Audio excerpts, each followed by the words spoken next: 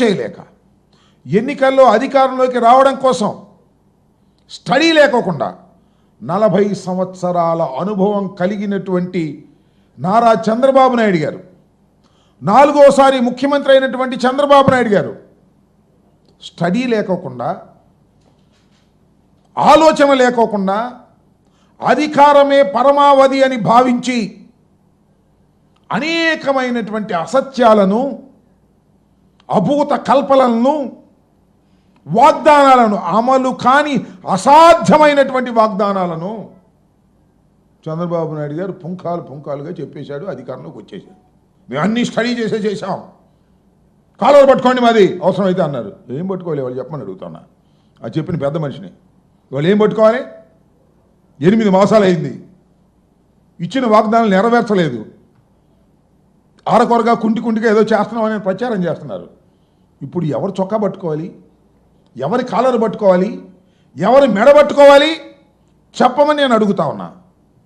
జగన్మోహన్ రెడ్డి గారు వివరంగా, సుదీర్ఘంగా మీరు చేసేటటువంటి తప్పుడు ప్రచారాలని, మీరు బుకాయించే బుకాయింపులని వివరంగా జగన్మోహన్ రెడ్డి గారు నిన్న సుదీర్ఘంగా చెబితే ఒక్కడ సమాధానం చెప్పడు. ఊరిని చలరమరలుగా మాట్లాడే ప్రయత్నం, ఆయన మంత్రులు, నాయకులు కారు కోతలు గుయ్యటం, పిచ్చిగా మాట్లాడటం, ఈ ప్రయత్నాలు చేస్తున్నారు తప్ప వాస్తవాలు చెప్పేటటువంటి ప్రయత్నం చేయటం వల్ల, జగన్మోహన్ రెడ్డి గారు అడిగినటువంటి ప్రశ్నలకు సమాధానం చెప్పడం వల్ల నేను మనవి చేస్తున్నా.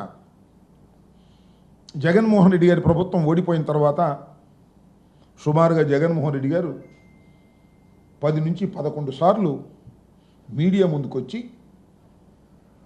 మీడియా ముఖంగా ప్రజలకి తెలియచేసేటటువంటి విషయాలను తెలియచేశారు.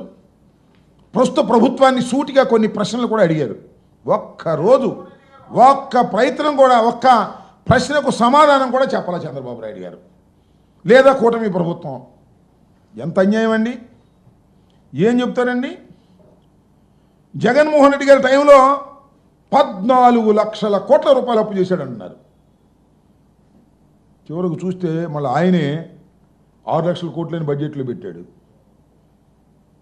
చెప్పే ప్రచారం వేరు, ప్రాక్టికాలిటీ వేరుగా కనిపిస్తున్నటువంటి పరిస్థితులు మనకు కనిపిస్తూ ఉన్నాయి. చాలా చిత్రం ఏంటంటే, జగన్మోహన్ రెడ్డి గారు మొన్న మీడియాలో కూడా అడిగారు, దానికి సమాధానమే చెప్పలేదు. రాష్ట్ర ఆదాయం తగ్గిపోయింది, ఇది ఫ్యాక్ట్. టోటల్గా రాష్ట్రానికి రావాల్సిన ఆదాయం 8 మాసాల్లో తగ్గిపోయింది. తగ్గిపోతే జిఎస్డిపి పెరిగిందని చూపిస్తాడు. అదేంటో ఇది అశాస్త్రీయంగా జిఎస్డిపి పెరిగిందంట, ప్రభుత్వ ఆదాయం టపామని తగ్గిపోయింది, జిఎస్డిపినేమో పెరిగిందని చూపిస్తాడు. ఎట్లా పెరిగిద్దా చెప్పబోయే దానికి సమాధానం చెప్పరు. కారు కూతలు కూసి మైకి ముందుకు వచ్చి కారు కూతలు కూసేటువంటి కార్యక్రమం రాసే పత్రికలు ఉన్నాయి కదా అని చెప్పేసి, ఈనాడు, ఆంధ్రజ్యోతి, అది ఇది ఏదో ఎల్లో మీడియా రాసేస్తున్నారు కదా అని మాట్లాడుతూ ఉన్నారు. నేను అడుగుతా ఉన్నా, బేసిక్గా ఒక ప్రశ్న అడుగుతా ఉన్నా.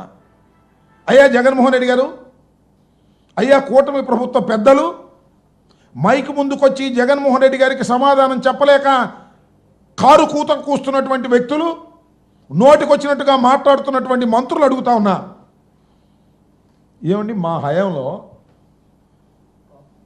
2.73 లక్షలు, 2,73 లక్షలు జగన్మోహన్ రెడ్డి గారు సంక్షేమానికి బటన్ నొక్కి డైరెక్ట్గా వారి అకౌంట్లోకి వేశాం.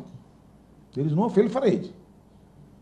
ఎక్కడా కూడా అవినీతి లేదు, పైసా అడిగే ప్రశ్న లేదు, డైరెక్ట్గా వాళ్ళ అకౌంట్లోకి వేశాం.